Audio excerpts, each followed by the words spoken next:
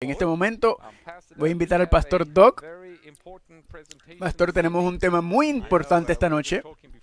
Estábamos hablando antes de venir en vivo. Mucha información que queremos cubrir sobre una profecía de tiempo muy importante que queremos cubrir. Vamos a empezar con una oración. Padre Santo, te damos gracias por esta oportunidad de venir juntos a abrir tu palabra y estudiarlo. Pedimos que tu espíritu esté con nosotros y con lo que están viendo aquí en todas partes del mundo, y lo pedimos en el nombre de Jesús. Amén. Gracias, Pastor Ross.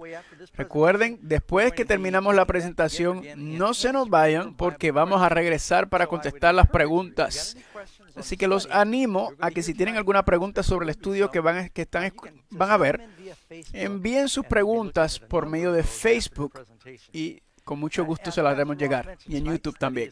Como dijo el pastor, el tema de hoy se llama Purificando el Santuario. Vamos a hablar del santuario que está en el mundo. Vamos a hablar un poco sobre el templo judío en el desierto. Vamos a hablar del templo en el cielo también. Así que antes de empezar, vamos a ir a la calle a ver qué piensan las personas comunes sobre este tema del santuario. Sí, creo que el santuario hebreo será construido en Israel y también que Dios va a llamar a todos los israelitas, los judíos, a la casa. El templo era un lugar muy específico, construido de manera muy específica, y en algunos de los primeros libros del Viejo Testamento hablaba sobre las dimensiones de cada aspecto, y había un velo también, creo. No podías irte detrás del velo. No me acuerdo mucho. Creo que el propósito del templo, miren, no soy un erudito, pero era para guardar la palabra. El santuario del Viejo Testamento era para proteger los 10 mandamientos. Hay unos conceptos interesantes, algunos muy cerca de la verdad, en cuanto al propósito del templo judío. Ahora, cuando hablamos del templo, quizá usted está pensando, ¿qué tiene que ver esto con el libro de Apocalipsis? Pueden leer en Apocalipsis capítulo 1, y en medio de los 7 candeleros, uno como el Hijo del Hombre, vestido con un manto hasta los pies y ceñido el pecho con un cinto de oro. El libro de Apocalipsis, el contexto del libro de Apocalipsis es en el templo, en específicamente el templo que ves en la Biblia. Es muy importante entender este tema, porque a medida que van por las Escrituras, van a encontrar que el santuario aparece en muchas partes de la Biblia, en toda la Biblia. Por ejemplo, si van en Isaías capítulo 6, tiene una visión. Ve a Dios en el trono con los 2 ángeles, los querubines, y dicen, Santo, Santo, Santo. Luego vas a Ezequiel, capítulo 40, 41. Ahí se habla del templo consistentemente también. No solamente ahí, en Apocalipsis ven una referencia al candelero, el altar de sacrificio, Apocalipsis 6, 9. El altar de incienso, Apocalipsis 8:3, se menciona 4 veces. El arca del pacto, eso es para donde se contenían los 10 mandamientos, Apocalipsis 11:19. Está en Daniel, Oseas, Joel, Amos, Jonás, Miqueas, Habacuc, Agai, Zacarías y el último libro del Viejo Testamento, Malaquías. Y Jesús lo menciona mucho durante su ministerio. Esto quizás es uno de los temas que más se desconoce en el cristianismo, y está en toda la Biblia. Y así mismo, como esos templos antiguos no solamente era para quitar el sol o para tener un lugar de adoración, había algo en el diseño que era muy sofisticado y le daba un significado muy especial. Y nada podría ser más cierto también sobre el santuario de Dios. Así que vamos a hablar un poco más de eso en el estudio de hoy. ¿Recuerdan cuando el Señor sacó al pueblo por primera vez de Egipto y cruzaron el Mar Rojo? Él no los llevó a la tierra prometida directamente, sino primero los llevó al monte Sinaí, al sur lejos de la tierra prometida. Y ahí Moisés se le da los 10 mandamientos y estuvo 40 días ahí con Dios. Y todo ese tiempo no era solamente para que Dios pudiera escribir los 10 mandamientos. Mientras estaba allá, Dios le dio unas instrucciones muy importantes de cómo Moisés iba a construir el santuario, un edificio muy único. Y la Biblia dice que el camino de Dios es en el santuario. La manera como Dios salva a su pueblo es por medio de esta estructura hebrea. También nos habla de Cristo. Recuerden cuando Jesús estaba en el templo y estaban debatiendo con él. Y él le dijo, destruye este templo y en 3 días lo levantaré. Y ellos dijeron, espérate, si esto se levanta con 40 años, ¿cómo lo vas a hacer tú en 3 días? Él no estaba hablando del templo físico, sino estaba hablando de su cuerpo. La iglesia se le llama el templo de Dios. Así que esta estructura nos habla de la iglesia, nos habla de nuestro cuerpo físico, nos habla del plan de salvación y nos habla de la profecía, como vamos a ver en esta noche. Esto es una foto aérea del primer templo. En el Viejo Testamento hay 3 templos. Tienes el templo que construyó Moisés, que era portable, que era se movía, y lo cargaban con ellos en el desierto. Luego, por fin, cuando llegaron a la tierra prometida, David acumuló grandes riquezas de oro y ayudó a construir el templo. Su hijo lo construyó, que es el templo de Salomón. Eso fue destruido por el rey Nabucodonosor. Y después que regresaron del cautiverio babilónico, con el liderazgo de Esdras y Nehemías, construyeron el tercer templo. Eso luego Herodes también lo reconstruyó, lo refinó, pero también un hombre que le gustaba construir, pero también matar. Recuerden que él mató a los niños menores de 2 años, así que durante el tiempo del Imperio Romano era una de las maravillas, pero fue destruido en el año 70. Y muchos se preguntan si ese templo será reconstruido. Estamos adelantando, pero nada. Vamos a seguir aquí, mirando el primer tabernáculo. Déjame respirar. Tienen que ayudarme hoy. Necesito que me escuchen rápido, porque voy a hablar rápido. Así que después que se termine este programa, tienes el templo, el tema donde puedes ponerlo un poquito más lento, ¿verdad? Para que me puedan escuchar. Había una entrada al templo.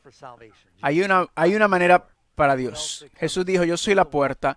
El que trate de entrar por otra manera es un ladrón. Jesús es la puerta, una puerta. Lo primero que encontrabas era el altar de sacrificio para sacrificar los corderos. Jesús es el cordero.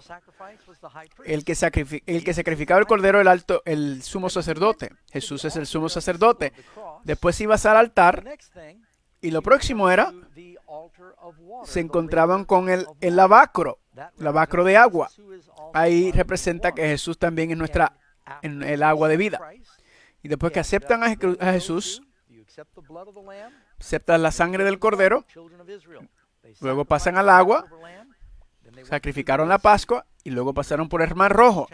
Lo pueden ver en 1 Corintios capítulo 10. Pablo dice que el plan de salvación es como lo hizo con los hijos de Israel cuando fueron bautizados en el fuego y el agua. Jesús dijo que a menos que nazcan del agua y del Espíritu no pueden entrar al reino de los cielos. Tenías que pasar por el agua y el fuego antes de pasar por la presencia de Dios. Nosotros tenemos que pasar por el fuego y el agua también. El agua representa nuestra decisión de limpieza, el fuego, la presencia del Espíritu Santo también. Y aquí está nuevamente el altar y el lavacro. Entonces, una vez entraban a la primera parte que se llamaba el lugar santo.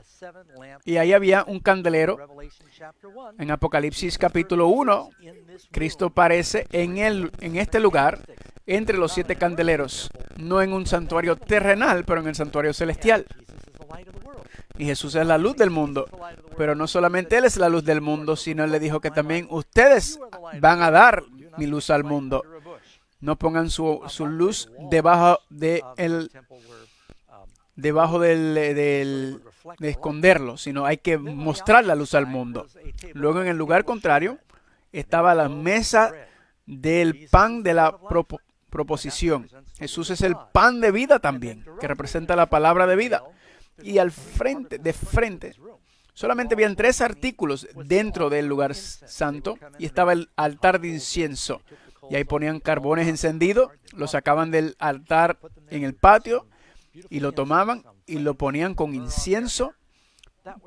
Y eso representaba las oraciones de los santos que iba sobre el velo. Esto estaba al frente del velo que separaba el lugar santo de la última parte, que es el lugar santísimo, y donde estaba la presencia de Dios. Pero antes de entrar ahí, vamos a hablar un momento. Estos 3 artículos, todos representan a Cristo, Él es nuestra intercesión. Tienes 3 artículos de 3 muebles, 3 personas de la deidad, 3 disciplinas en la vida cristiana. La Biblia, la oración y el testificar, dejar que tu luz se da. La lámpara, el altar de incienso, es la oración. El candelero, dar tu luz. Los panes es la Biblia, ¿verdad? La palabra de Dios. Esos son los 3 armas secretos para el éxito en la vida cristiana. Enséñame cualquier cristiano que está frío o cayendo atrás, es que está negligente en alguna de esas 3 cosas. No está estudiando, no está orando y no está testificando. Si no haces eso, no vas a poder crecer como cristiano. Luego vas adentro del lugar santísimo. Había un mueble allá adentro. Esta era la parte más sagrada en el mundo judío, donde estaba el arca del pacto. Y como algunas personas dijeron en las entrevistas, no era donde se contenía la escritura. Sí, específicamente las tablas, los 10 mandamientos, ¿verdad? Aquí pueden ver el rollo que está allá afuera. Está representado por la ley ceremonial. Adentro del arca estaban los 10 mandamientos, escritos con el dedo de Dios. La palabra de Dios, la ley de Dios escrita en tablas de piedra. Todo el mundo quisiera encontrar este arca. Pero lo más importante era la piedra dentro del arca. Y si quieres saber lo que está dentro de las piedras en el arca, lo tienes en Éxodo 20 y Deuteronomio 5, que son los 10 mandamientos. La santa palabra de Dios. Así que la parte de arriba del arca, donde están los 2 ángeles, se manifestaba la presencia de Dios, o el Shekinah. Siempre que Moisés entraba a la presencia de Dios, se comunicaba directamente con Dios, y así hacía el sumo sacerdote también.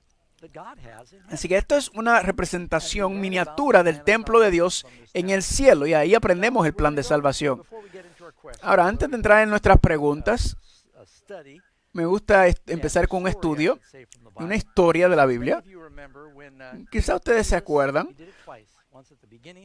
Quizás recuerdan cuando Jesús lo hizo a principio de su ministerio al final, cuando entró a Jerusalén y fue al templo, y estaba muy ofendido por lo que estaba viendo, porque este lugar, que era el lugar de oración, la casa de Dios, estaban vendiendo sacrificios, estaban debatiendo, peleando, intercambio de dinero por monedas del santuario, con precios inflados y debates, y se escuchaban todo el sonido de los animales, y era una escena de caos y confusión. Y Jesús entró y vio todo el olor, y vio las cosas, el olor, los sonidos, y agarró una cuerda y dijo, sacó, hizo de las cuerdas hizo un instrumento y dijo, la casa de mi padre es una casa de oración y lo han convertido en cueva de ladrones, y los echó a todos del templo.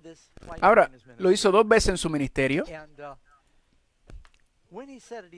y cuando él lo dijo, la casa de mi padre.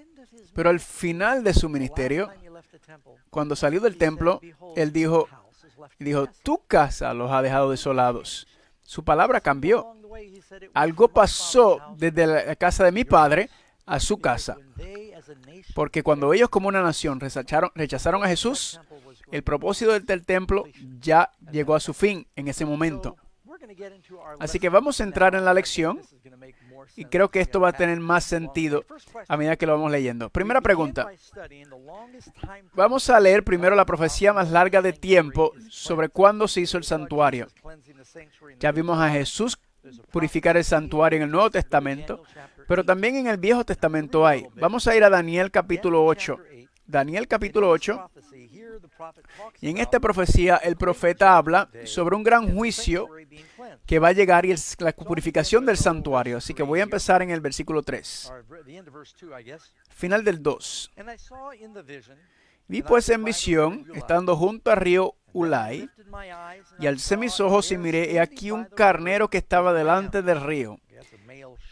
Eso es un cordero varón, el cual tenía 2 cuernos, y los 2 cuernos eran altos, pero uno era más alto que el otro, y el más alto subió a la postre.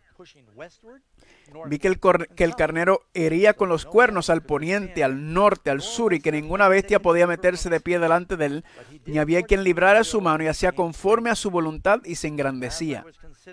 Y mientras yo consideraba, he aquí, un macho cabrío venía de la parte del poniente sobre la faz de toda la tierra, el cual no tocaba la tierra, y aquel macho cabrío tenía un cuerno notable entre sus ojos.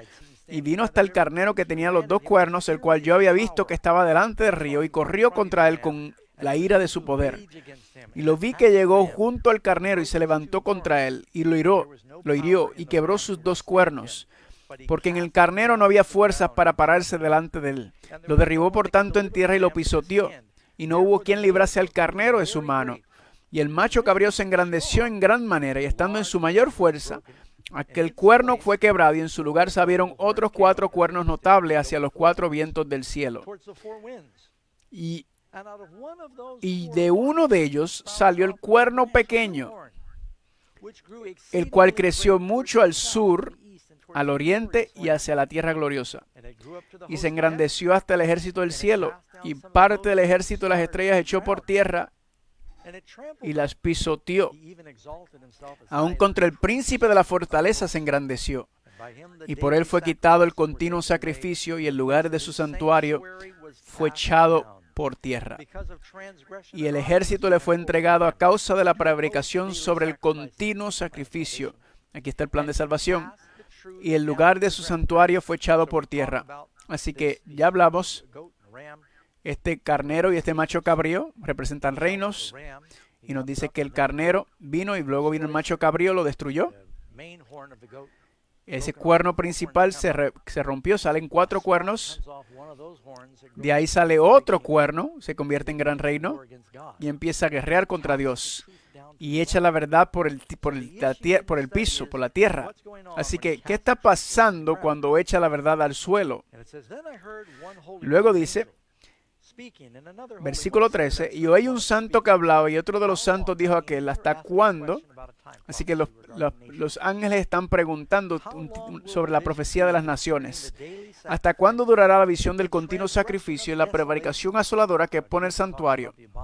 Jesús habla sobre la abominación desoladora. La prevaricación asoladora que pone el santuario y el ejército para ser pisoteados. Y aquí viene el punto de lo que vamos a estudiar hoy.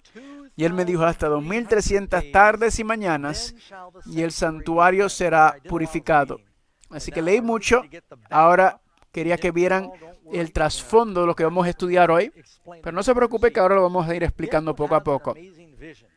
Daniel tiene una visión increíble en la que vio un carnero con 2 cuernos. ¿A quién representa este carnero? Así que el ángel regresa y se lo explica. El carnero que viste con 10 cuernos son los reyes de Media y Persa. Hay 2 cuernos, pero uno termina siendo más alto, y es porque comenzó como los medos, que iban a ser una confederación de 2 naciones, pero los persas dominaron a los medas. Así que este es el imperio persa, el que salió del medo persa, que iba a seguir después del imperio de Babilonia. En esta visión en Daniel 8, él ya no habla de Babilonia porque ya Babilonia había caído en el capítulo 6. Así que está hablando del próximo reino, y el próximo de él, y el próximo después. Y vamos a llegar ahí ya mismo. Próxima pregunta. A continuación, Daniel vio un macho cabrío con un gran cuerno entre los ojos. ¿Qué significa esto? Vamos a pausar un momento aquí porque estamos hablando de estas bestias. Y estas bestias representan diferentes reinos, poderes. Si yo fuera a preguntarle a las personas que están aquí en el estudio, si yo les dijera, un águila, ¿en qué piensan? Claro, estamos en los Estados Unidos. Si piensan en un león, Inglaterra. Piensan en un oso, los ruskis, los rusos. Un dragón, China. Aún hoy usamos animales y los estados tienen animales y los países tienen animales, así que los animales se asocian con los animales, son como un logo. Pues la profecía bíblica usa diferentes bestias para representar diferentes poderes y cuernos. Y recuerden, los judíos eran una nación de pastores, así que tenían muchas cabras y muchos carneros, que Jesucristo menciona en Mateo 25, separando las ovejas de las cabritas. Así que Daniel está dando esta profecía de una manera que el pueblo lo puede entender. Le está dando una profecía, hablando sobre la destrucción del Imperio Romano y luego la destrucción del Imperio Romano. Pero me estoy adelantando aquí. Luego Daniel vio el macho cabrío con el cuerno, un gran cuerno. Pues nos dice que este macho cabrío que dominó a los medios y los persas, la historia es bien clara. Dice el macho cabrío es el rey de Grecia. No tenemos que tratar de inventarnos esto. Y el gran cuerno que tiene entre los ojos es el primer rey. ¿Quién es ese primer rey? Ese rey de Macedonia que conquistó con tanta velocidad. Quizás toda la historia lo conoce como Alejandro el Magno. Un rey joven. Tenía como 18 años cuando empezó como militar. Y en 11 años marchó su ejército y conquistó a Persia, a Egipto y muchos de los grandes reinos de aquel tiempo. Y rápidamente lo hizo. Y dice que creció mucho. Alejandro, cuando viajaba, no solamente ya tenía un ejército grande, pero tenía ejército también, tenía filósofos, científicos, regando la cultura griega también. También ven en las monedas, ¿verdad? Las monedas que tienen la imagen de Alejandro. Él fue ese primer cuerno grande que usó para matar al rey, al carnero. Y aunque tenía, el ejército estaba enfrentándose a un ejército mucho más grande, los números eran impresionantes en su contra y aún venció. Pero luego dice que iba a ser roto. Alejandro no sabía qué fue lo que le pasó, él no pudo. Algunos piensan que era malaria, alcoholismo. Así que él pudo conquistar el mundo, pero no se pudo conquistar a sí mismo. Dicen que le dio una fiebre y murió. Cuando sus generales le preguntaron, ¿quién va a reinar? Y él dijo, el más fuerte, porque su hijo era muy pequeño. Y dice, al cuerno que fue quebrado, y sucedieron 4 en su lugar, significa que 4 reinos se levantarán de esta nación, mas no con la fuerza de él. La historia es muy clara en cuanto a esto. El imperio creció desde India, Macedonia, a Egipto, pero cuando murió, dividió el imperio entre sus generales. Sus generales eran Lisímaco, Ptolemo, Seleuco y Casandro. Y como dice la profecía, en lugar de que ese cuerno grande, cuando fue quitado, se levantan 4 cuernos. Pero luego la profecía dice algo, dice que un cuerno pequeño se levanta, brota de los 4.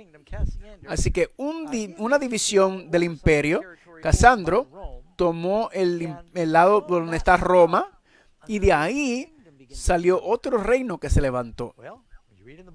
Cuando leen en la Biblia quién reinó después de los griegos, dice César Claudio había ordenado a todos los judíos que partan de Roma. Así que Roma fue el poder que se levantó.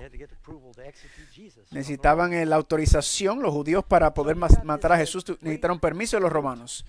Así que tienes este gran macho cabrío.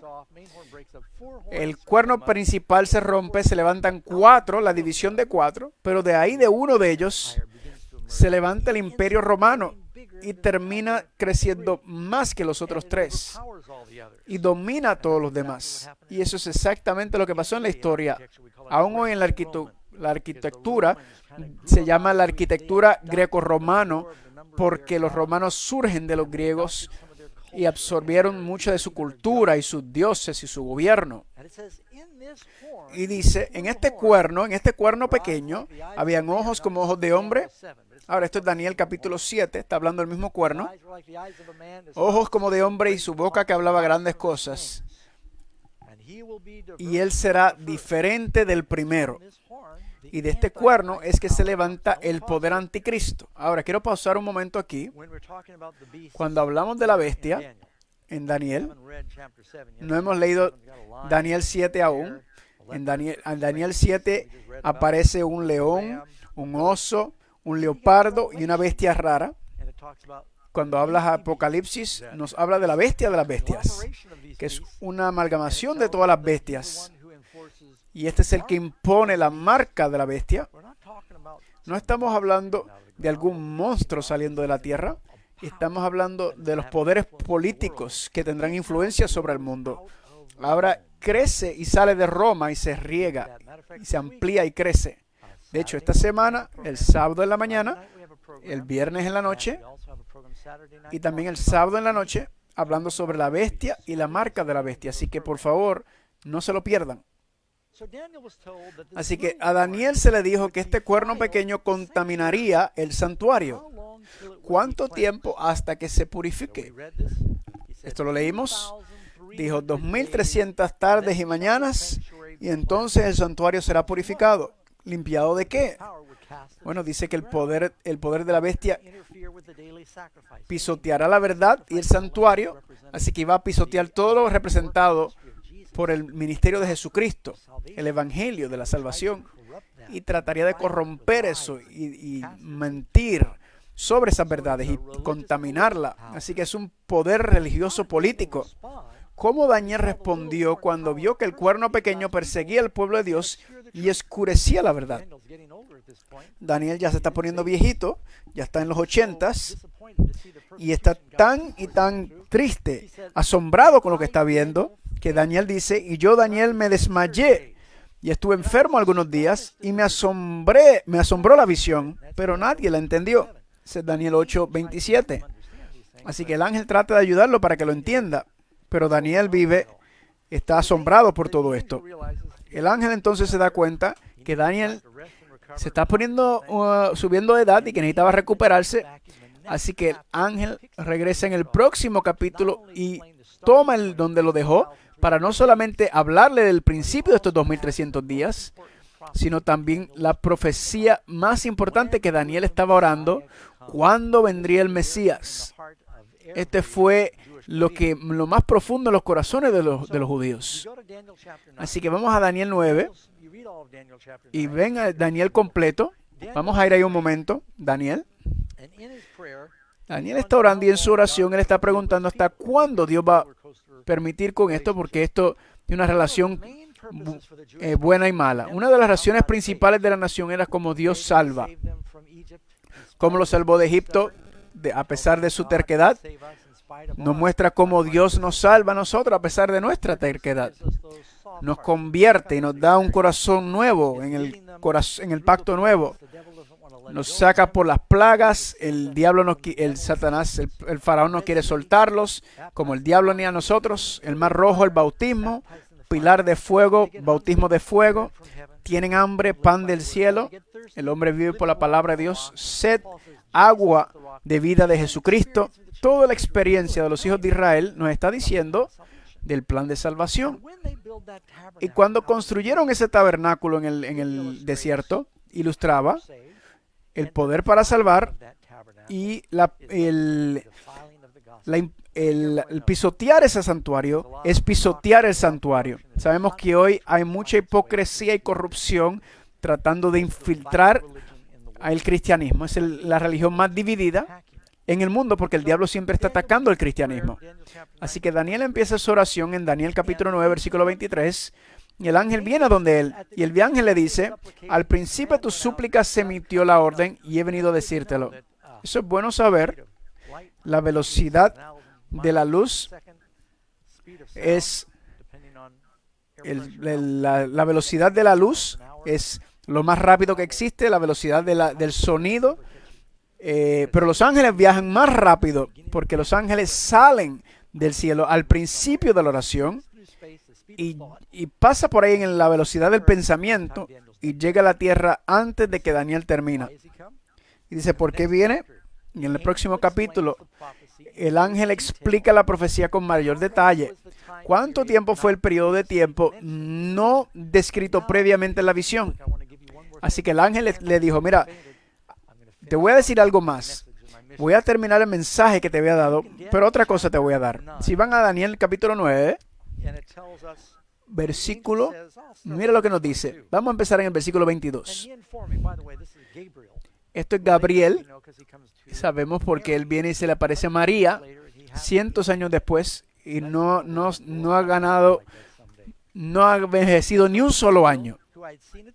Así que Daniel 9:22, si me hizo entender, habló conmigo a las Daniel 9:23. Al principio tu súplica fue dada la orden de Dios, y yo he venido para enseñártela porque tú eres muy amado. Entiende pues la orden y considera la visión. 70 semanas están determinadas. Esa palabra determinada significa cortada de. 70 semanas están determinadas sobre tu pueblo. ¿Quiénes son el pueblo? El pueblo judío. Sobre tu santa ciudad, para acabar la prevaricación, concluir el pecado, expiar la iniquidad, para traer la justicia eterna, para sellar la visión y la profecía, y para ungir al santo de los santos. ¿Quién es el santo de los santos? Tiene que ser Jesús, ¿verdad? Luego dice, ¿sabe pues si entiende que desde la salida de la orden para restaurar, aquí está, por favor, apunten aquí, es el comienzo para las visiones de los 2300 días y de las 490 años, 70 semanas. ¿Sabe pues si entiende que 70 semanas están determinadas? ¿Cuántos días en cada semana? 7 días, ¿verdad? ¿Cuántas semanas? 70. 70 por 7. 7 por 7 es 49. Y 0, 490 días. 70 semanas. Pero un día en la profecía es equivalente a un año. Así que le dice, 70 semanas en esta visión para ungir al más santo. ¿Sabe pues si entiende que desde la salida de la orden para restaurar y edificar a Jerusalén, después que habían salido de la cautividad babilonia, el rey de Persia dijo que pueden regresar y restaurar a Jerusalén hasta el príncipe Mesías? Habrá 7 semanas y 62 semanas. Eso nos dice 62 más 7 son 69. La plaza volverá a ser edificada y el muro en tiempos angustiosos. Eso ocurrió en los tiempos de Nehemías. Y después de las 62 semanas se quitará la vida al Mesías, mas no por sí. El Mesías fue cortado por nosotros. Y el pueblo del príncipe que ha de venir, este poder perseguidor, destruirá la ciudad y el santuario. Ya se había dicho que el santuario y la ciudad serían destruidos. Esto es tan claro porque cuando esta profecía vino, el templo no había sido restaurado aún todavía, ¿verdad? Diciendo que va a volver a ocurrir. Y dice, con la inundación será el fin de ella hasta el fin de la guerra de las asolaciones están determinadas. Y por una semana confirmará el pacto con muchos.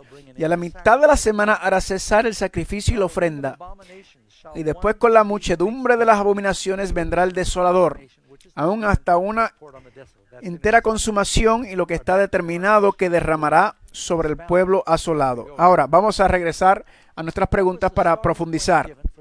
¿Cuál fue el punto de partida para las profecías del tiempo de los 2300 días y las 70 semanas? Una dada en Daniel 8 y el otro en Daniel 9. Pero el punto de partida está en el capítulo 9. Dice aquí, ¿sabe pues si entiende que desde la salida de la orden para restaurar y edificar a Jerusalén hasta el Mesías príncipe habrá 7 semanas y 62 semanas? Eso significa para ungir el más santo, el príncipe, el Mesías.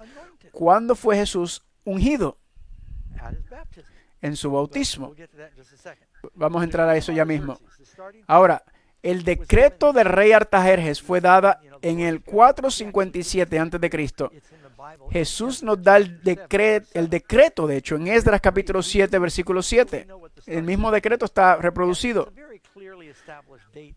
Es una fecha claramente establecida en la historia. Hay mucha evidencia arqueológica e histórica que confirman este decreto. Y también la historia hebrea.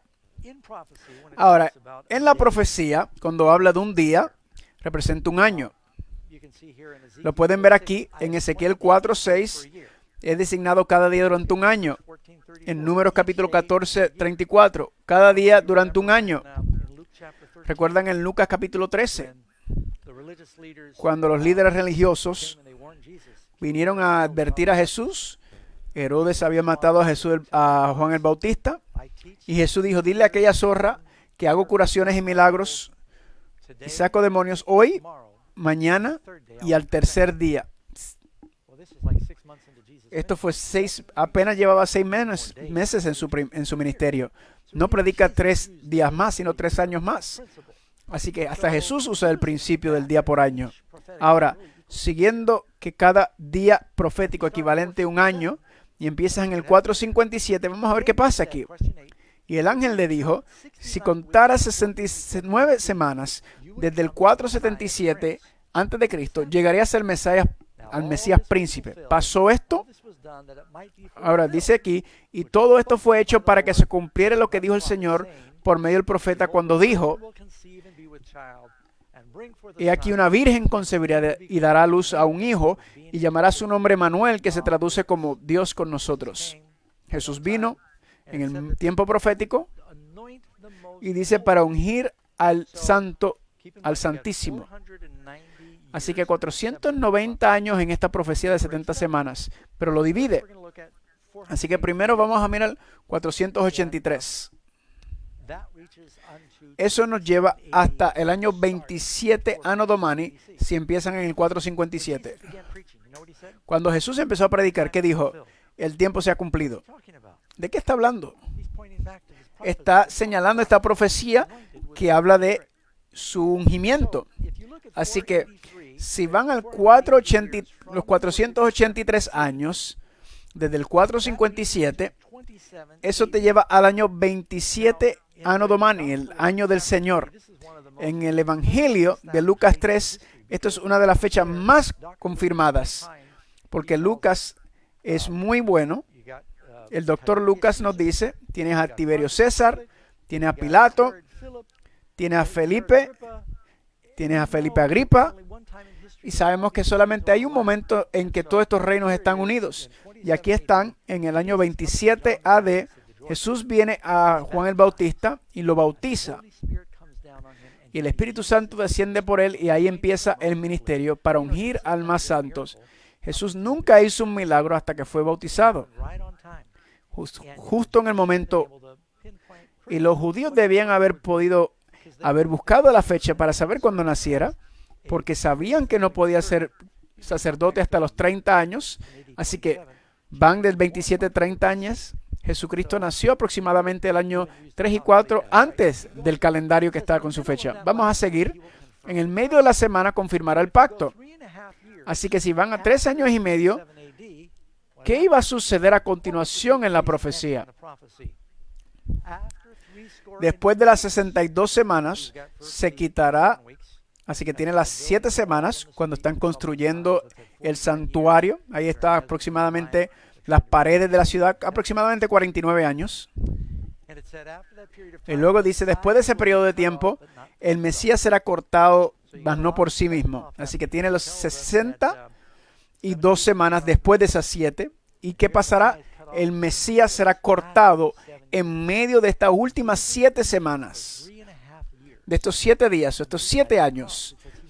Y Jesús dice aquí que hará cesar el sacrificio y por una semana confirmará el pacto con muchos.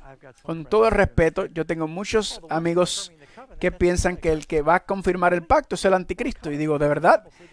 ¿Qué pacto dice que el anticristo hace con alguien? No hay ningún registro. El tema de esta profecía es el Mesías que va a llegar. No está hablando del anticristo confirmando nada. Jesús es el que vino a confirmar el pacto de que Él sería el Mesías que les iba a salvar de sus pecados. Dice, en medio de la semana, Jesús enseña exactamente 3 años y medio, que es la mitad de 7. Muere en la cruz, ¿y qué pasa? Y hace que cesar el sacrificio. El velo se rasgó de arriba abajo. No solamente se rasgó el velo, que ya no vemos, que no se usa ese santuario, sino el sumo sacerdote, que se supone que nunca hiciera, significa que tenemos un nuevo sumo sacerdote. Somos nosotros también sacerdotes. Dice que el velo es quitado en Cristo. Cuando Jesús murió en la cruz, ¿necesitamos sacrificar más corderos? No. Así que Él hizo que el sacrificio parara. Es interesante que cuando el templo se destruyó, Jesús, cuando el templo se rompió desde el 70, no se ha vuelto a restaurar el sistema de sacrificios. Así que dice que justo 3 años y medio después muere en la cruz en el año 31, pero todavía nos faltan 3 años y medio para que algo significativo pase. Dice, confirma el pacto en persona, pero ¿cómo lo confirma nuevamente? Ahora que fue al cielo. ¿A quién Jesús le dijo a sus discípulos que le predicaran primero? Dice, no vayan por el camino a los gentiles. Yo pensaba que ellos querían por todos lados. Al principio no. Cuando estaba sobre la tierra, Él le dijo a esta mujer fenicia, yo no fui enviado. Yo fui enviado a los perdidos de Israel. Le dijo a la mujer samaritana, ella le quería debatir que si, ¿dónde sacrificábamos? Y él le dijo, la salvación es de los judíos. Dice, fui enviado primero a los judíos para confirmar el pacto con el pueblo de Israel por 1 semana. 3 años y medio en persona. Y luego le dijo a los apóstoles, como el Padre me envió a mí, así los envió a ustedes. 3 años y medio tenía que predicarle a los judíos. Dice aquí en la cita, no vayas por el camino de los gentiles, id ante a las ovejas perdidas de la casa de Israel. En el día de Pentecostés eran judíos que estaban reunidos. Y cuando se descendió el Pentecostés, los judíos, dije 2,000, 3,000, después primero fueron 3,000 y después 5,000 que se bautizaron. Los primeros 3 años y medio fue enfocado en la predicación a los judíos. Noten Hebreos, cómo Jesús confirma. Noten Hebreos 2:3. ¿Cómo escaparemos nosotros si tuviéramos en poco una salvación tan grande, la cual habiendo sido publicada primeramente por el Señor, no fue confirmada por los que lo oyeron? Noten que dice, fue confirmada por aquellos que lo oyeron. Primero confirma el pacto con los judíos por 3 años y medio en persona. Y luego dice, ahora los envíos, no vayan a los gentiles todavía, primero vayan a Israel. ¿Y qué pasa después de 3 años y medio? Pues muchos creyeron, también habían persecución. ¿Qué advertencia dio Jesús a su pueblo escogido? Que el reino de Dios le será quitado y entregado a una nación que produzca sus frutos. Si ellos no iban a aceptar la verdad, el juicio terrible iba a venir. Ahora, para hacer una revelación completa, mi mamá es judía. Y yo pues digo que soy judío porque mi mamá es judía así que lo digo estoy completamente entregado a este mensaje. Dice, el reino de Dios será dado a ustedes. ¿Qué es lo que quiere? Frutas. Él fue al árbol de higos y lo maldijo. ¿Por qué? Porque nos dio frutos. ¿Y qué va a pasar si nosotros no traemos frutos? Lean en Juan 15. Si no estamos en la vid, seremos cortados y quemados. El fruto del Espíritu. Si da frutos, si produce frutos, dice, no lo cortes. Recuerden esa visión, esa historia sobre el higo, el árbol de higos. Dijo, buscaron fruto y no encontraron, así que lo cortaron. Próxima pregunta. Entonces, ¿quién es la otra nación de la que habló Jesús de que se convertía en su pueblo elegido? Esta es la escritura. ¿Yo escribí esto o Pablo lo escribió? Vamos a ver. Esta es la Biblia. Galatas 3:29. Y si sois de Cristo, entonces sois simiente de Abraham y herederos según la promesa. Otra vez. Romanos. Pablo también. Noten lo que puso. No es el judío que es lo exteriormente, pero él es un judío que lo es por dentro. Significa que las naciones de judíos han sido rechazados.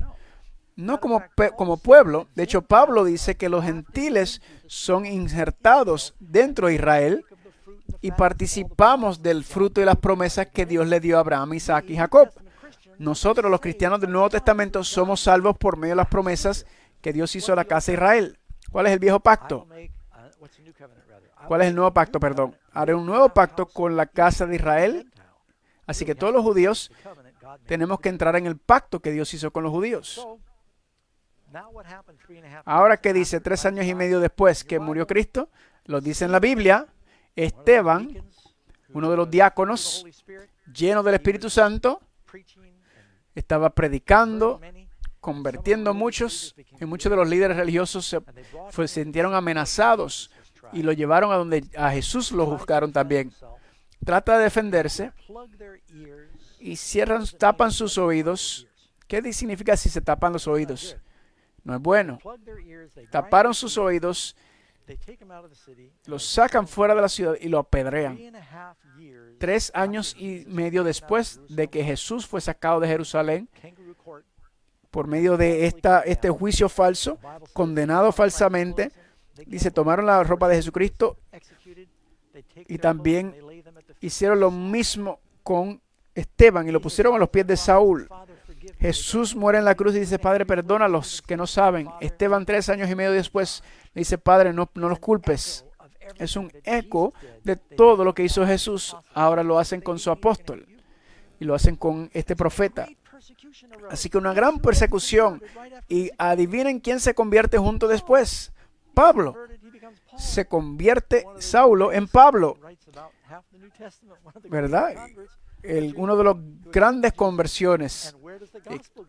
¿Y a dónde va el evangelio? Va a los gentiles. Ahora vas al capítulo 10 y Jesús lleva el evangelio a la casa de Cornelio. Y le dice, Dios le dice, no llamen lo inmundo lo que yo llame limpio. Noten la próxima pregunta. Ustedes se sorprenden porque cuando dije que iba a hablar rápido hoy. Según el ángel que habló con Daniel, ¿qué pasaría al final de los 2300 años? Ahora vamos a Daniel capítulo 8, el más largo de los tiempos proféticos de la Biblia. Y me dijo, hasta 2300 tardes y mañanas, y entonces el santuario sería purificado. Ok, vamos a hablar un minuto sobre qué es lo que es el santuario. Habían 3 templos en el Viejo Testamento: el tabernáculo, el templo de Salomón y el templo de Nehemías, el mismo que fue en el tiempo de Jesús, que fue destruido después por los romanos. Muchos se preguntan, cuando habla del templo ahora, ¿será que el templo será reconstruido? Vamos a 2 Tesalonicenses capítulo 2, donde está hablando del tiempo del fin. Noten lo que dice: os rogamos, hermano, en cuanto a la venida del Señor nuestro Jesucristo y nuestra reunión con Él, que no seas prestamente movido de vuestro pensar, ni seas conturbado ni por estilo, ni por espíritu, ni por la palabra, ni por carta como nuestra, como el día de Cristo está cerca. Nadie os engañe en ninguna manera, porque no vendrá sin que antes venga la apostasía. ¿Qué apostasía está hablando? No del mundo, está hablando de la apostasía en la iglesia. La verdad sería pisoteada aún por los creyentes. Y nos dice, y se ha revelado el hombre de pecado. Este es el poder de la bestia, el hijo de perdición, el cual se opone y se exalta sobre todo lo que se llama Dios o es adorado, tanto que como Dios se sienta en el templo de Dios, haciéndose pasar por Dios. La gente dice entonces, oh, el templo tiene que estar reconstruido. Y es verdad que es el anticristo. Dice que si se va a sentar en el templo haciéndose pasar por Dios, entonces tiene que reconstruir el templo, a menos que entienda lo que es el templo. Jesús dijo, destruye este templo y yo levantaré uno sin manos. Pablo dijo, el cuerpo es el templo del Espíritu Santo. Dice en Efesios que somos piedras espirituales y dice que somos edificados como una casa espiritual para el Señor. Así que hay todavía un templo de Dios. Sí, es la iglesia. Y el poder del anticristo va a proclamar autoridad para sentarse en la iglesia. No quieren perderse el sábado en la mañana y el sábado en la noche. Vamos a estar hablando quién es ese poder de la bestia. Pero todo en el mundo cristiano está esperando para reconstruir el templo. Yo he estado en Israel varias veces.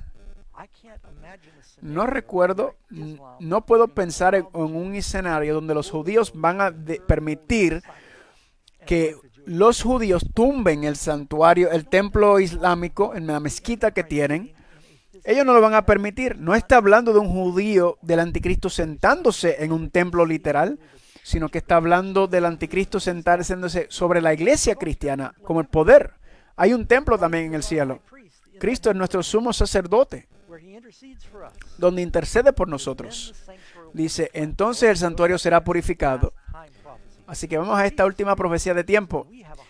Jesús dice Pablo dice en Hebreos, Jesús es nuestro sumo sacerdote que descendió al cielo. Intercede por nosotros. El templo en la tierra dice que fue una miniatura del verdadero santuario en el cielo. Vamos a regresar al santuario del tiempo. Esto es Daniel 8, sobre los 2300 días, tardes y mañanas. Si empezamos en el 457, eso nos lleva hasta el 1844. Y tú preguntas, ¿qué pasó en el 1844? Bueno, hay grandes eventos que ocurrieron en esta época. Allá en los 1830, muchos cristianos en el mundo, lo más seguro, un prominente ministro bautista llamado William Miller, estudió estas profecías y cómo estas profecías señalaban algo que estaba ocurriendo en el 1844. Y le llamaron el gran movimiento adventista, no ser confundido con los adventistas del séptimo día que no existían hasta el 1863. Esto es el principio del 1840 que estaba arrasando en Estados Unidos, el mundo. Hasta los sacerdotes católicos estaban compartiendo estas profecías y hubo un gran reavivamiento en interés en las profecías de Daniel 8, porque decía que el santuario será purificado. Dos cosas muy pasaron. En el santuario terrenal, anualmente, una vez al año, el sumo sacerdote entraba al lugar santísimo en el día de expiación para hacer expiación por el pueblo. Y el pueblo estarían juzgados y pasaban por un servicio donde eran separados de sus pecados.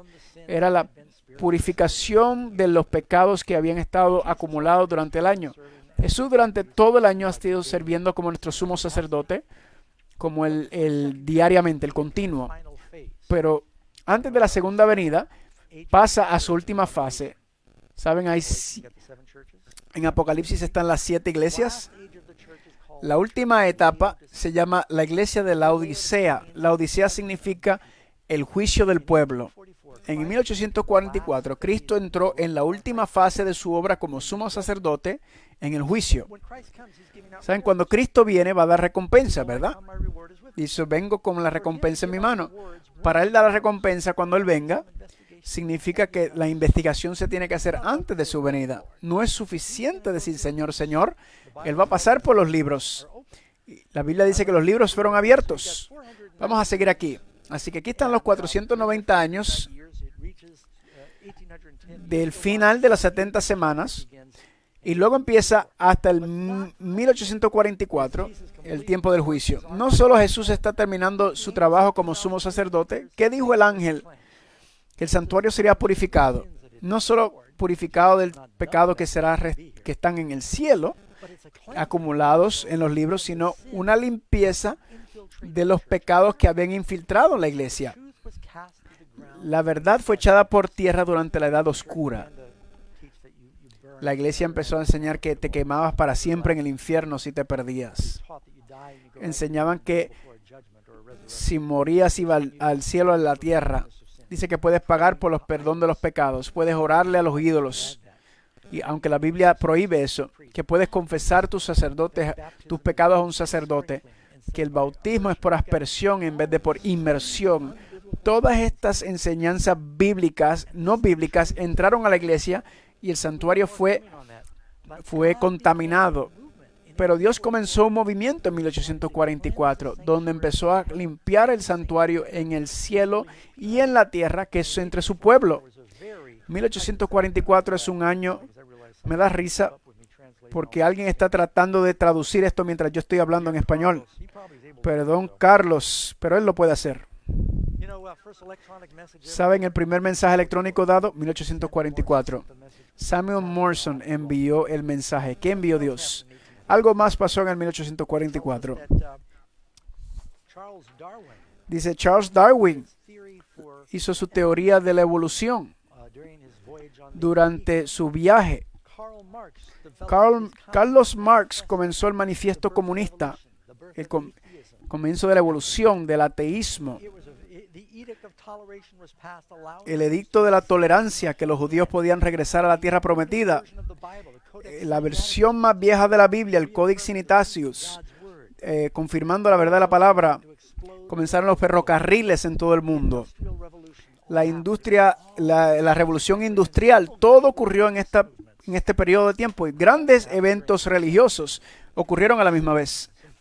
Unos verdades y otros falsos. Cuando Jesús no vino en el 1844, como dijeron muchos de los mileritas, muchos cristianos de diferentes denominaciones y trasfondos, y dijeron, Dios nunca intentó que la iglesia fuera tan dividido. Vamos a estudiar la Biblia, vamos a poner nuestras diferencias a un lado. ¿Y qué enseña la Biblia? Y eran metodistas y bautistas y católicos y presbiterianos. Y dijeron, ¿qué enseña la Biblia? Y empezaron a estudiar. Y de ese reavivamiento, Dios empezó a limpiar y purificar su santuario. Y se levantó un movimiento nuevo. Y ese movimiento ahora, del cual yo soy parte, se llama la Iglesia Adventista del Séptimo Día. Y tiene ahora 20 millones en el mundo. Es un movimiento llamado a la gente al regreso a la Biblia. Y Dios está limpiando el santuario, la iglesia, de las enseñanzas de la edad oscura, de la contaminación. Así que en esta última fase del juicio, ¿cuál será el principio y cuál será el criterio y se juzgará a todos? Noten lo que dice. Los muertos fueron juzgados por aquellas cosas que fueron escritas en los libros, porque Dios traerá todo juicio, toda obra a juicio, con todo lo escondido y secreto. Dice que son juzgados por la ley de la libertad. Y Santiago 2:12 menciona los 10 mandamientos. Se llama la ley de la libertad, no la ley de la esclavitud. ¿Es Dios mi acusador en el juicio? No.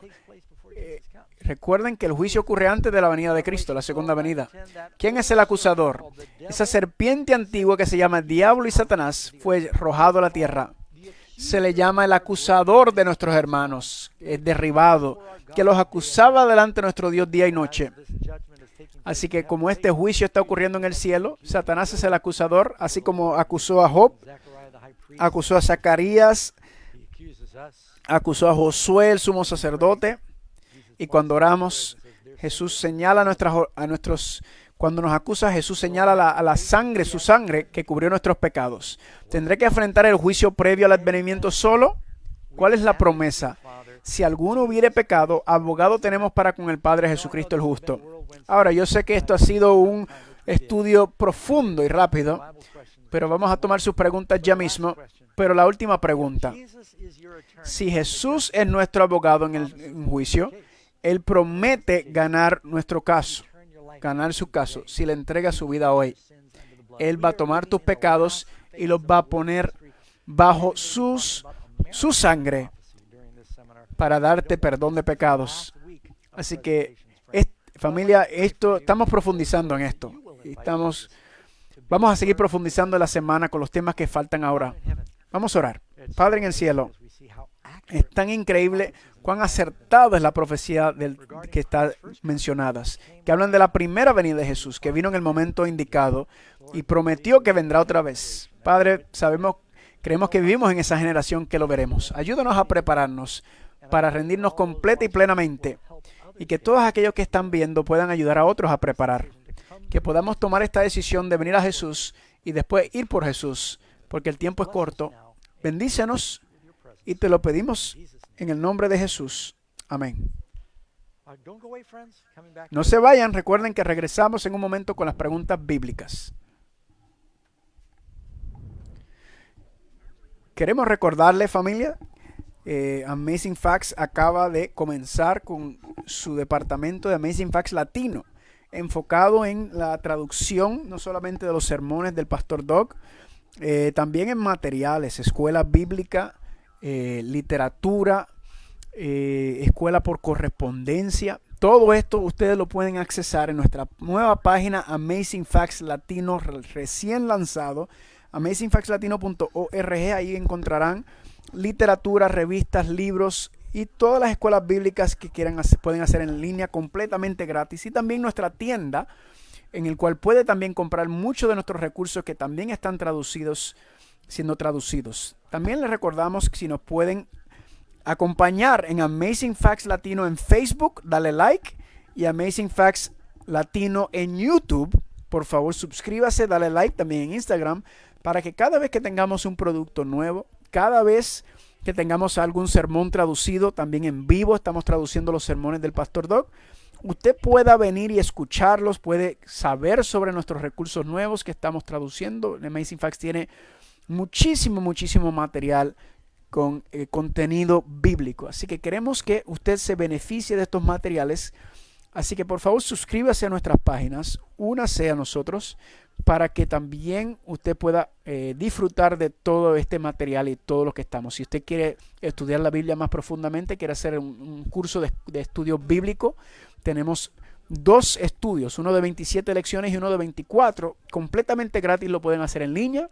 Y si se encuentran aquí en los Estados Unidos o en México, en Norteamérica, en Canadá, también puede hacerlo por correspondencia. Así que por favor visítenos en amazingfactslatino.org y también nos pueden escribir y hablar para que pueda usted accesar esto. Gracias. Hola amigos, estamos de regreso a nuestra sección de preguntas y respuestas. Queremos darle gracias por estar parte con nosotros de Apocalipsis Ahora. Esto tiene que ver con la purificación del santuario. Pastor Doug, tenemos algunas preguntas relacionadas a Daniel y Apocalipsis que entraron. Así que vamos a hablar sobre esto. Pero antes de eso, tenemos otras preguntas que queremos empezar, que son preguntas muy comunes que la gente tiene cuando están estudiando estos temas diferentes. Así que la primera pregunta es, ¿cuál es la diferencia entre aceptar a Jesús como Salvador y aceptarlo como el Señor? Muy buena. Esta pregunta quizás tiene que ver con la experiencia de Jesucristo cuando está en la cruz y el ladrón que está muriendo le dice, Señor, acuérdate de mí cuando vengas en tu reino. Así que él está viendo a Jesús para salvarlo de sus pecados, pero también le está diciendo que es rey. Así que un Salvador, quizás puedes tener un Salvador, pero no lo siguen como Señor. Le dicen, Señor, perdóname, pero no quieren que Él sea rey de su vida. Así que aceptarlo como Salvador significa aceptarlo como nuestro sacrificio, nuestro sustituto, pero como Señor significa que yo ahora estoy dispuesto a obedecerlo en todo. Él es mi rey y seguirlo. Si buscas una palabra teológica, justificación quizás es aceptarlo, pero luego santificación es donde Él es el Señor y te está limpiando.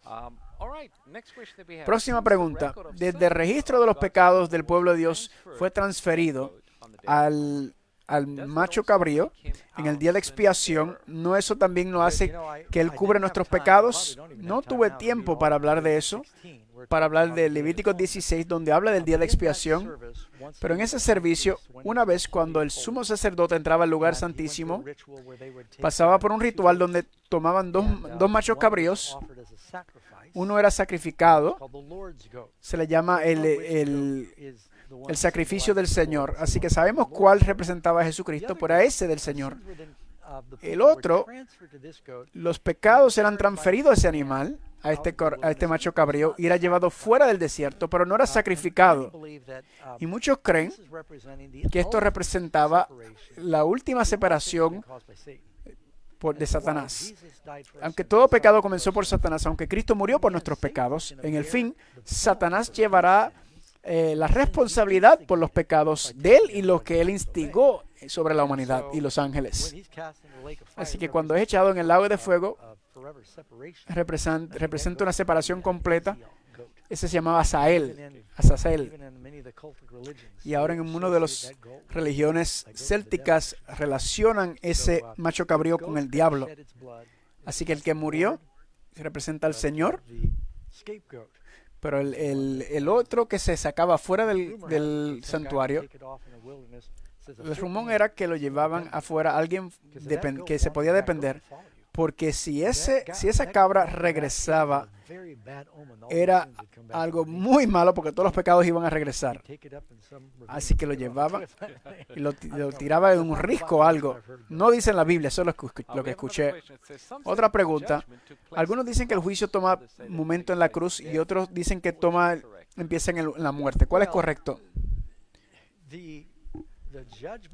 El juicio de Dios por el pecado fue sobre Jesús en el sentido general cuando murió. Pero luego la Biblia dice, Pablo escribió, desde que Jesús murió, aún así estaremos todos ante el trono de Dios. Así que hay un juicio futuro donde todos donde reconoceremos ante el trono de Dios, y aquellos perdidos, como dice Apocalipsis 20, también se les revelará todos sus pecados. Y la Biblia dice que daremos cuenta de toda nuestra vida, aún de nuestras palabras. Y yo le digo, Señor, perdóname porque tengo un registro largo de mi pasado. Si no fuera por su misericordia, estaríamos todos perdidos. Pero esos pecados que Cristo murió por los pecados de toda la humanidad. Pero también hay un juicio individual. Vamos a algunas de las preguntas que llegaron. La primera es, ¿qué santuario fue el que qué santuario es el que Apocalipsis describe cuando habla de Jesús en el libro de Apocalipsis? Bueno, creemos que está hablando del santuario que está en el cielo, que se menciona, donde Isaías vio la visión de Dios en Isaías 6, Ezequiel también. Pastor Ross, tú sabes hebreo mejor que yo, donde dice que el santuario terrenal fue hecho patrón como el santuario del cielo. Así que yo recuerdo cuando yo era niño, me gustaban los Legos y los juguetes y los carritos. También el juguete, unos carritos específicos de Mattel, que era una miniatura de dimensión exacta de las grandes. Y lo escalaban perfectamente. Y son el mismo tamaño, bien pequeñito. El santuario terrenal era una demostración del santuario celestial. No exactamente, pero en vez de tener paredes de oro, Dios tiene, en vez de tener ángeles pintados en las paredes, eran ángeles verdaderos, ¿verdad? Encontraron el versículo, Hebreos capítulo 8, versículo 5. Dice sobre Moisés que se le dio la instrucción divina para hacer el santuario. Dice, haz todo de acuerdo a todo lo que se te mostró. Haz todas las cosas conforme al modelo que te ha sido mostrado en el monte. Así que Dios tiene el original en el cielo. Quizás no exactamente el mismo, pero es para aprender el plan de salvación. Tenemos otra pregunta. ¿Por qué Jesús maldijo el árbol de higos que estaba lleno de hojas, sabiendo que no era temporada de higos? Buena pregunta. Parece increíble que Jesús estaba sanando y dando vida, pero aquí era una advertencia. Qué bueno que lo hizo un árbol. Ese árbol, dice, ese árbol y todos los árboles representa era un símbolo de la nación judía que tenía todas las evidencias de fruta, pero sin fruta. Necesitamos un vecino, nosotros teníamos un vecino que tenía un árbol de higos y caía sobre nuestro patio y nos podíamos comer. Y algo de los árboles dice que cuando está en su pleno apogeo, daba frutos buenos, se veía. Pero cuando Jesús fue a este árbol, no tenía todas las características para dar las hojas y todo. Igual los judíos tenían el santuario, la ley, tenían todo, pero no tenían los frutos. Y si no tenemos los frutos, hay un juicio que viene. No solamente sobre la nación de los judíos, es sobre cada uno de nosotros, que tenemos que tener el fruto del Espíritu o estaremos bajo maldición. Él maldijo la higuera para ilustrar esa verdad. También es importante notar que los higos,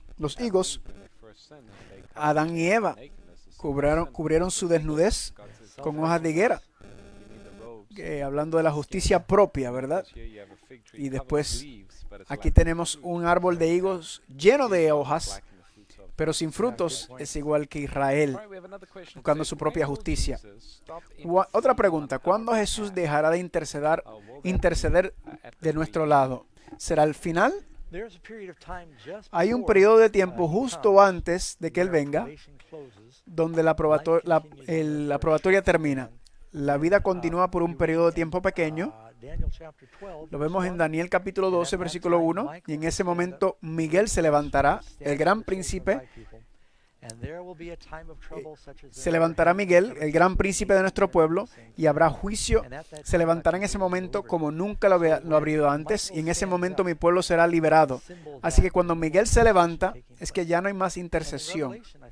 Y en Apocalipsis, creo que dice, donde dice que hay silencio en el cielo, como por media hora, significado que el cielo está vacío porque los seres celestiales vienen a buscar a los creyentes, al pueblo de Dios. Así que hay un periodo de tiempo, no sabemos cuánto, menos de un año. Hemos hablado un poquito sobre eso cuando caigan las plagas. Los salvados son salvos, están sellados, los perdidos están, ¿verdad? Apocalipsis 22, ¿verdad? El que sea santo, siga santo, el que sea justo, el que sea impuro, sea impuro. También en Apocalipsis habla de un ángel con los 4 vientos que dice que aguanta los vientos hasta que sellamos al pueblo de Dios. Así que el sellamiento tiene que ocurrir justo antes del cierre de probatoria y después las 7 plagas. Vamos a llegar ahí. Más adelante tendremos un tema sobre eso. Recuerden que hoy estamos a 4 de noviembre y todavía nos faltan una semana y media. Terminamos en noviembre 14. Próxima pregunta. No me he bautizado, pero hago la voluntad de Dios.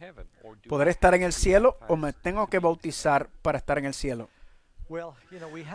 Bueno, hay una lección sobre eso que también estaremos hablando sobre ese mismo tema este próximo viernes. Así que cualquier persona que tiene preguntas sobre el bautismo lo estaremos hablando sobre un versículo específico de Apocalipsis.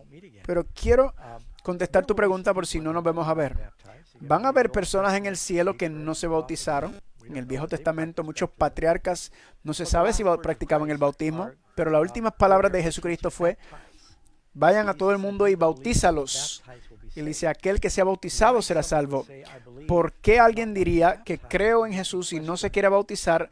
Me haría preguntar su compromiso con el Señor. Es como una pareja que le dice, te amo, pero no quiero casarme contigo. ¿Por qué no quisieras hacerlo? Así que eso señala a otro problema. Si Dios lo manda y nosotros deliberadamente lo desobedecemos, ahora si alguien está en su cama de muerte y pide perdón y se arrepiente en ese momento y no puede bautizarse, entonces estará en el salvo. Pero si puedes, no hay razón para no hacerlo. Además de que la bendición que recibes en el bautismo, Dios quiere darnos a su Espíritu Santo. Y cuando Jesús se bautizó, se escuchó, aquí está, este es mi hijo amado. Y sabemos que esas son las cosas que le agradan a Dios, así que siempre hay bendición en obedecerlo. Próxima pregunta. ¿Por qué la Biblia usa días proféticos y tantos señales? Hay 2 preguntas ahí. La razón por la cual Dios usa símbolos en las profecías apocalípticas, hay muchas profecías que son muy claras, pero algunos de los profetas del Viejo Testamento siempre se le dan esta visión mientras el pueblo estaba bajo opresión extranjera. Así que en las profecías a veces hablaban sobre la caída de esos poderes. Eso se hubiera visto como una traición si Juan hubiera dicho claramente que el imperio romano iba a ser destruido. Lo hubieran visto como una alta traición y hubieran destruido los libros. Así que Dios lo puso en lenguaje simbólico para que el judío pudiera estudiarlo. Ezequiel, Ageo, Zacarías, Daniel, escrito con símbolos. Y luego el concepto del tiempo día por año. La Biblia dice en el comienzo, un día con el Señor es como 1000 años. Eso es 2 de Pedro capítulo 3. Pero Dios le dijo a Adán, en el día que comas de él ciertamente morirás, pero vivió 1000 años. Así que Dios nos da una perspectiva eterna, aunque para él un día no es nada, es como un año. Perdón, un día para nosotros es como un año para él. Así que es para mantener la perspectiva eterna. Otra pregunta. ¿Por cuándo Jesús convirtió el agua en vino y cuál es el significado profético? Muy buena pregunta. Ese es Juan capítulo 2, primer milagro de Jesús en las bodas de Canaán. Se quedaron sin vino. Ahora, no está hablando de vino fermentado alcohólico, está hablando del vino, es jugo de uva fresco, no siempre estaba fermentado. Quiero asegurarme que la gente no piense que la fiesta se desanimó porque se acabó el alcohol y Jesús dijo que le voy a animar la fiesta y le voy a dar para que se sigan emborrachando. Hizo 20 galones de eso. Era jugo de uva, fresco, vino sin fermentar, una representación de la sangre de Cristo. El primer milagro que hizo Jesús, se quedaron sin vino y les dio jugo de uva en su boda. Es como proponiendo matrimonio. Y lo último que hizo Jesús, los humanos le mostraron vino agrio, vinagre. Así que Él tomó lo agrio nuestro y le dio de la pureza de Él, que Él dio en la boda. Era puro. Y le dijeron, ¿de dónde sacaste esto? Si no es ni tiempo de temporada. Has sacado lo mejor para el final. Y todos creen aquí, eso es bueno, eso es alcohol. El fermentado lo podían conseguir todo el año, pero la fresca solamente podía venir cuando venía la siega. Así que nunca estaba tan buena. Y Él le da este jugo de uva puro, representando que Él murió por nosotros y Él tomó el agrio en la cruz. Así como una transfusión. Y también el matrimonio en la Biblia significa a Cristo y la unión con su iglesia. Así que cuando dice la boda del Cordero, por el sacrificio del Cordero, Él puede casarse. Aquí hay muchos símbolos muy interesantes. Muy bien, próxima pregunta. ¿Fumar marihuana es un pecado? ¿Sabías que venía? No sabía que venía esa pregunta. Nosotros no vemos estas preguntas antes. Bueno, amigos, déjame decirle esto. Primero, yo no creo, si hay un beneficio medicinal del cannabis, no soy farmacéutica, ni voy a entrar en ese terreno. La Biblia nos dice que hay ciertas medicinas que vienen de varias plantas y que pueden tener valor. Pero muchas veces esas cosas se abusan. Puedes poner el tabaco en una picadura de algún insecto. Quieres cuidar tu casa de las hormigas, pones granos de café y ellos no lo van a querer. Mucha de la gente que conozco que fuman marihuana no es la mejor manera de utilizar el valor medicinal porque se hace daño a los pulmones fumar. Mucha gente que están fumando marihuana medicinal. Yo lo hacía antes de ser cristiano. Yo fumaba con mi mamá cuando tenía 13 años, así que yo lo conozco muy bien. Lo dejé antes de que fuera cool fumarlo, así que sabía mucho sobre eso. Pero solo te hacía tonto. Lo siento, pero cuando tienes que mirarte el tenis por 10 minutos para saber cómo amarrártelo, no te está ayudando a llegar al cielo. Ahora, el valor medicinal y el doctor te lo da de otra forma, se puede beneficiar, pero el marihuana médico y todo lo que está ocurriendo en asuntos recreacional, entonces podemos eso en lo mismo que fumar tabaco, ¿verdad? No quieres dañar tu cuerpo. El cuerpo es templo del Espíritu Santo. Es profanar el cuerpo. No debemos profanar este cuerpo. Aquí, próxima pregunta. Si Dios apunta a reyes, eso aplica también a los presidentes modernos. Bueno, el Señor nos dice, quizás me tenga que ayudar, Pastor Ross. En Daniel, Dios dice que el Señor quita reyes. Creo que es Daniel capítulo 2. El Señor quita y pone reyes. Y pondrá todos el imperio. Todos pensaban que Nabucodonosor era la gran cosa y Nabucodonosor pensaba que él fue gracias a él. Y Dios lo convirtió en un animal, ¿verdad? ¿Qué fue lo que pasó? Así que a veces el Señor pone grandes líderes. La Biblia habla de buenos líderes. Dios puede bendecir a esas naciones como buenas naciones. El líder malo también puede ser una maldición o también un juicio. Así que Dios lo puede permitir que pase en ambos casos. La historia que lees en Daniel capítulo 2 y también con Nabucodonosor se hizo loco y regresó en el capítulo 4. Próxima pregunta. ¿Qué significa ungir el Santo de los Santos? Qué bueno que preguntaron eso de nuevo, porque la pregunta cuando dicen Cristo, ¿verdad? Cuando alguien dice que va a iniciar algún bote, por ejemplo, toman una botella de champaña y lo rompen, y le llaman cristicial. También cuando hacen con los bebés en las iglesias luteranas, ¿verdad? Entonces, Cristo significa Mesías, el ungido, hablando de Jesucristo. Mesías es la palabra ungido en hebreo. Cuando Dios escogió un rey o un profeta, como con David, le pusieron el aceite, representación llenando de aceite, los sacerdotes, una ofrenda. María le ungió los pies y cabeza a Jesús también. Así que fue ungido también, justo antes de su muerte y al principio de su ministerio, con el Espíritu Santo. Así que fue ungido como nuestro Salvador y como nuestro sacrificio.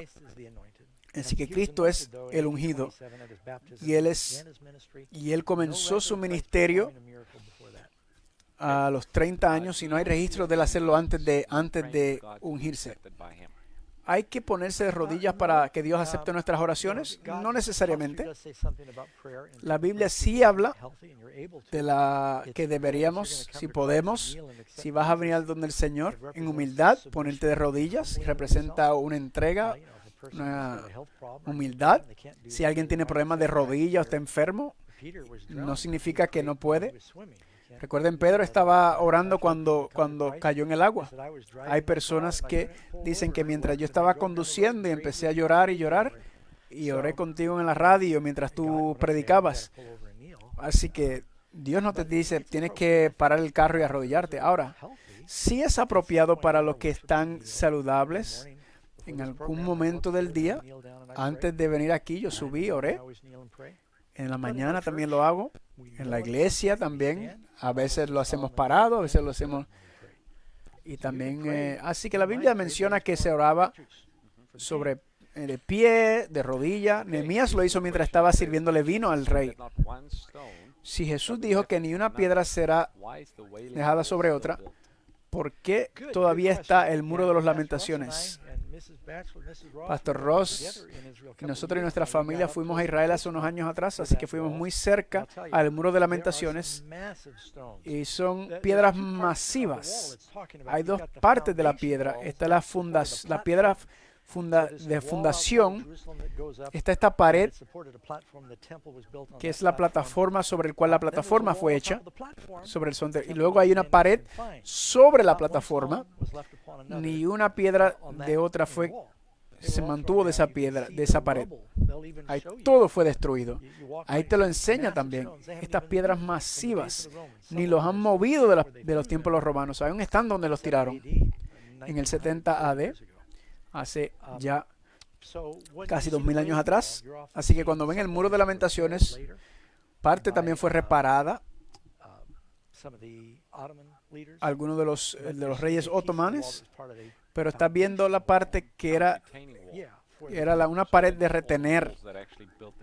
Todas las paredes que construyeron el templo, sí, todos esos fueron tumbados, pero las murallas que estaban alrededor, y quizás eso va antes aún del cautiverio babilónico, de los tiempos de Salomón incluso. Aun cuando estábamos ahí, no nos dejaron entrar a la mezquita, porque estábamos ahí durante Ramadán y la Pascua, hay muchas fiestas. Hace unos años atrás podías subir a la plataforma y ver, aquí era donde estaba el templo. El muro de lamentaciones está abajo. Creo que se nos acabó el tiempo. La próxima reunión, recuerden que mañana no estaremos aquí, pero tendremos otro programa el viernes en la noche, a la misma hora, 7 p.m. hora Pacífico. Así que todavía avísale a tus amigos, comparte los enlaces. Si quieren ver los programas anteriores, pueden ir a nuestras páginas donde están archivados los programas anteriores. Y por favor, vengan el viernes. Será un asunto de vida o muerte que la gente van a ser bendecida. Y nosotros tendremos un programa sábado en la mañana también. sábado en la mañana, a las 11 horas de California, estaremos hablando sobre la bestia de Apocalipsis y esa noche la marca de la bestia. Así que tenemos doble programa para que vean y serán bendecidos y van a querer ver el material también. Absolutamente, así que esperamos verlo nuevamente el viernes en la noche. Lo esperamos verlo. Gracias por estar con nosotros.